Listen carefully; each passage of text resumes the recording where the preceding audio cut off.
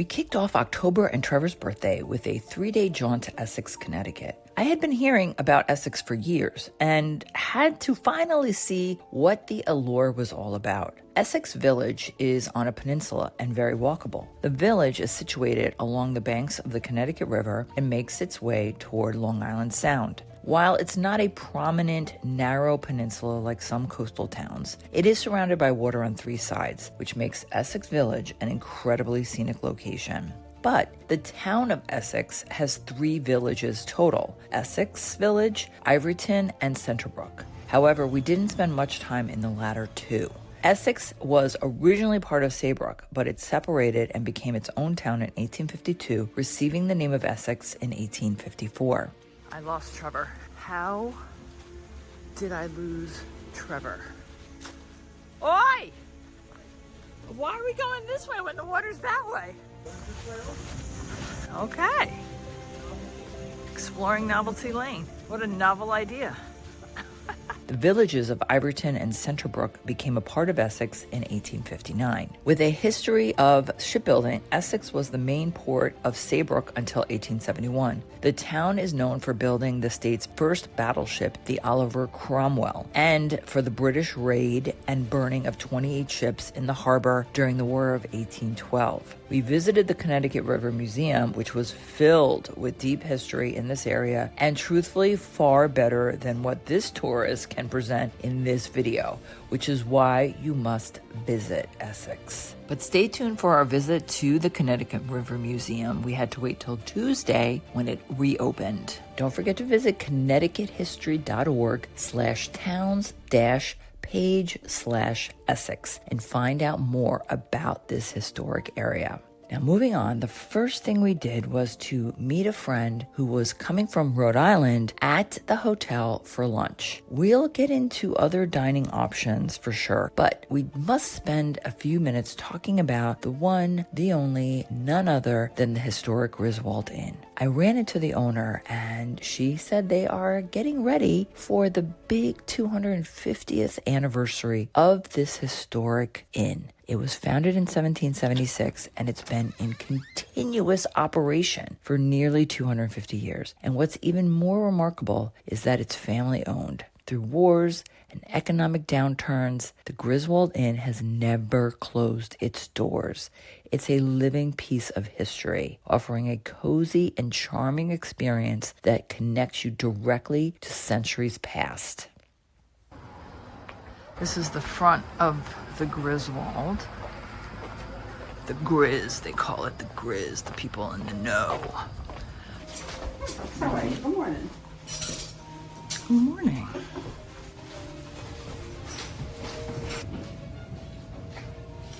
They offer a hearty breakfast each morning, but for those who are a little more carb conscious and prefer a more savory breakfast, there are really only hard-boiled eggs. There's yogurt, along with cereals, breads, muffins, and oatmeal. But the service was spectacular. We have so much to cover, even though this place is magical and deserves its own video, but there are links for you to peruse the history of the rooms and the dining area and all the historical components that have been added on to this historic inn. Okay, so moving on. I know you've been into this video for less than 4 minutes, so you're probably wondering, how could these people be hungry again? They just ate. The magic of Hollywood. It was time for an early dinner, so we opted for Noah's on Main. Except we got a little turned around with the map as we started walking and took the scenic route. Yes, because it is only a quarter of a mile from the hotel if you make a right out of the hotel, walk down to the river, and is right on the left. It's situated right next to Essex Boat Works. We enjoyed it so much we returned the next night because also we forgot to video our dishes. We're such a bunch of rookies. But the people are really friendly here too, as you can see, along with the views. Now let's move on to the shopping segment of the show. One of my favorites, visiting all the shops in town. And this is the part of the show as well where I say how no one sponsors us. We pay for everything. And so there is a little bit of an investment that goes into each one of these journeys. And so we would love to ask if you're enjoying the views, please consider subscribing, definitely liking the video. This helps YouTube with letting them know that you like our videos, and so that it matters to have them suggest these videos to other people. So would love for that to be something as a small little price to pay for enjoying our video. Really appreciate it. Cool puzzles. Connecticut in the movies.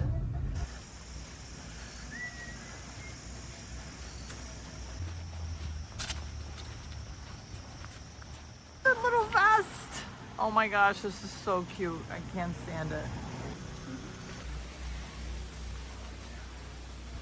Ooh, black seal.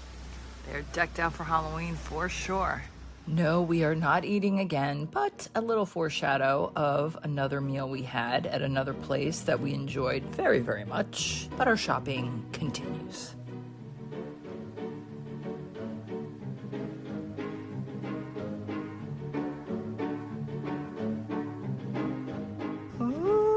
Yeah, chocolate incoming.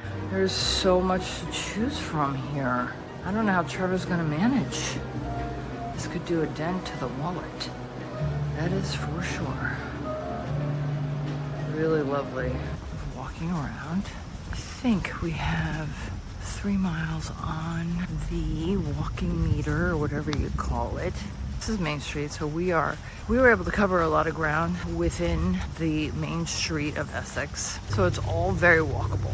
This is the green. We are really happy about coming to the green because if you have watched any of our previous videos, when we talk about the town greens are a significant historical value for each town. So let's check it out. Whoa, not so fast. So evidently we thought we stumbled on the town green, which if you watched our Guilford and Madison videos, we introduced the significance of town greens in Connecticut. However, evidently this isn't on the town green register. Ivoryton town green ranks, but this particular parcel of land is simply Main Street Park. So while it's in the village of Essex and on the water, it doesn't include any stats about it. But still, nonetheless, really wonderful to check it out. Martini. We had a late lunch, early dinner at the Black Seal, which was delicious and evidently where the locals go.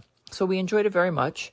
And stay tuned, coming up on the Connecticut River Museum, which you just have to go because there's too much for one video. It's its own video. I could see us doing that in the future, but hang out with us and let's keep going. This is the Let's Get Lost segment of the show, except we didn't have to go too far when we realized that we're still by water, so we can't be far. We got lost both on foot and in the car on purpose and found some more stunning views. Snowy egret right there. Yeah. That is incredible. He's quite cozy.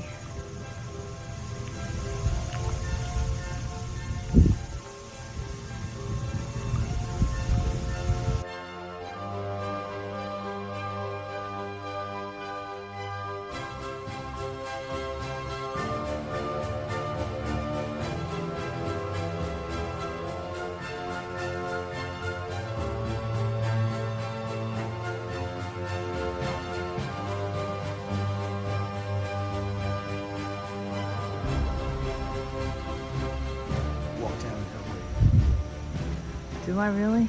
Because this is not a gimbal, so it's really hard to do that. We will not be going today because it is Monday, but we will be going tomorrow. One thing about the Connecticut River Museum is that even if it's closed, you can still enjoy some of the history of what has happened here in Essex. Today's the day we will be visiting the museum and see all that's in store, especially because this is their 50th anniversary. 50 years. Let's tour the museum a bit and let's share some of the historical values of the Connecticut River Museum. It's housed in a restored 19th century steamboat warehouse, and it explores the rich maritime heritage of New England's longest river. From the age of steamboats to the legend of the Turtle, America's first submarine, the museum captures the river's impact on trade, travel, and innovation. And what you can do that we didn't do is step aboard the Onrust, a replica of a 17th century Dutch vessel. The foot valve beneath me will let water into the machine, letting it sink. I'm going down. Water is closing in over the glass ports. Oh, wow. I'm underwater. Now I'm cranking above my head and pushing me overboard, pushing me further down. I can just read the depth glass. The museum is really a must-visit for history buffs and nature lovers. The Connecticut River Museum is literally where history flows. Get it? Connecticut River mural up the stairs. So cool. There's Wethersfield. Yeah, because there was... Yeah, we have a video coming on there. We haven't been to Glastonbury or Rocky Horror yet.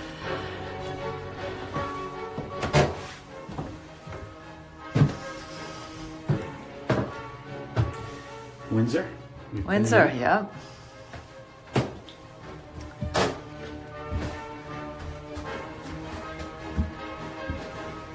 Massachusetts.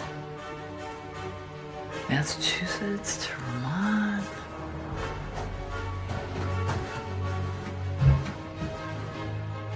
Wow. And you can go up to the 3rd floor.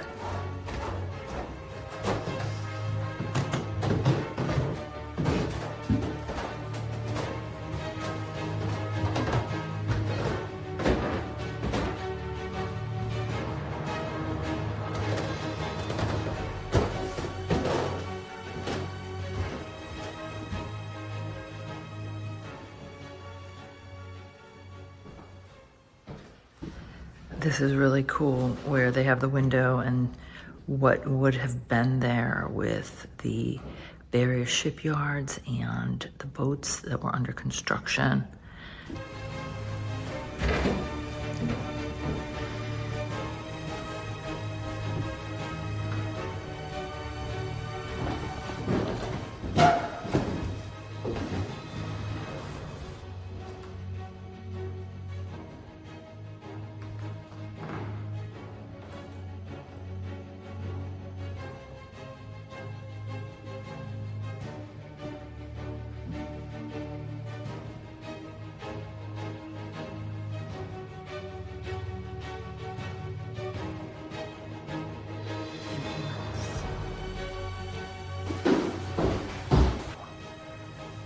So good.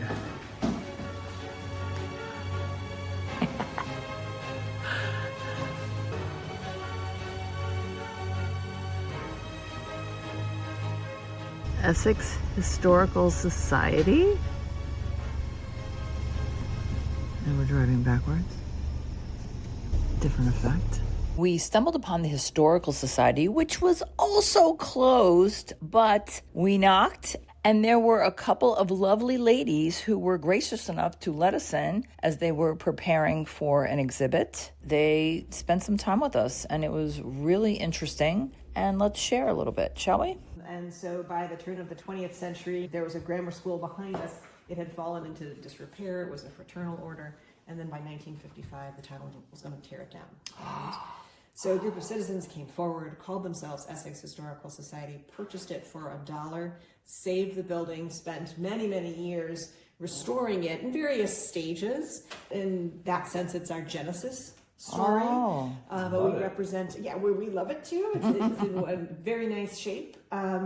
And we represent the 3 villages of Essex, and not just Essex, but Centerbrook and Ivoryton as well. I know, Thank it's you. too bad you missed Pratt House too, so we just closed Pratt House for the season as well, which is our historic house around the corner. And so we do tours June through September on the weekends. Oh, wow. You're welcome to go, and I encourage you to go and explore the grounds. So if you just go, it's on West Avenue, just before the town hall. Okay. 3 doors up from the town hall.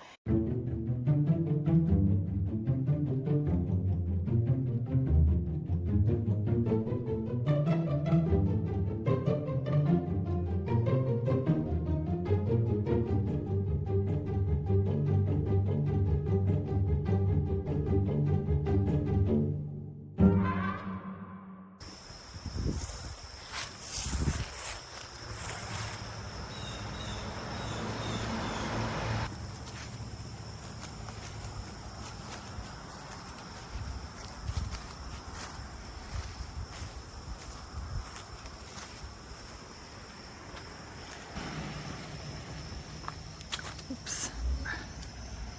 National Register. I got the sign already.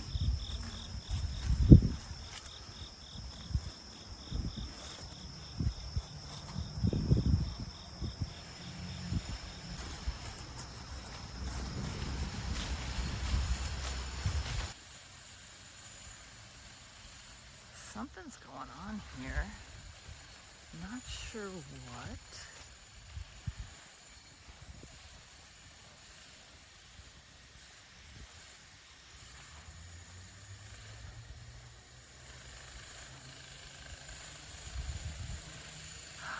Pratt House Pollinator Garden.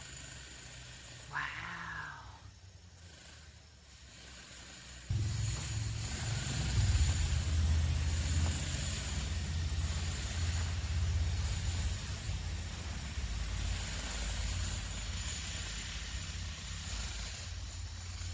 I got you some good view. I really can't do justice to this entire trip with the timing of when we went, which was fall of 2024, and the weather was great. But also the special reason is it was Trevor's birthday, and we are here to finally celebrate Trevor's birthday. We went to the Drift.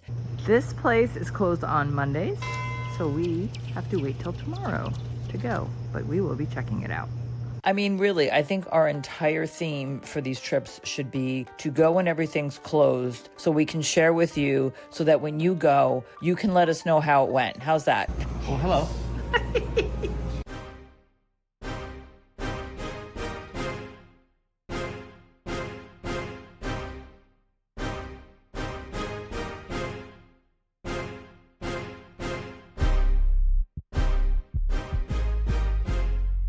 You can do it now. Go ahead. See, I told you.